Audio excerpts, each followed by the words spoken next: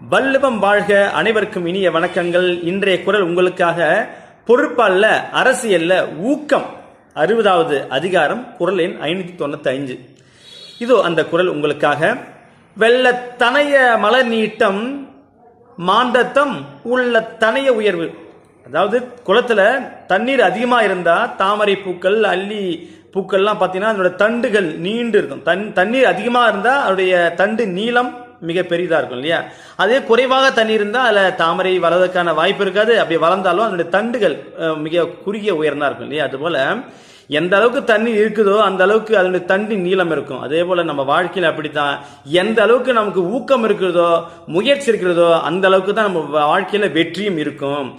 முயற்சி இல்லை என்றால் கண்டிப்பாக வெற்றி பெறவே முடியாது. எனவே ஊக்கத்தோடு இருந்து முயற்சி செய்து பயிற்சி செய்து வெற்றி பெற வேண்டும் என்று வள்ளுவர் கூறுகிறார். எனவே ஊக்கத்தோடு இருப்போம். நன்றி.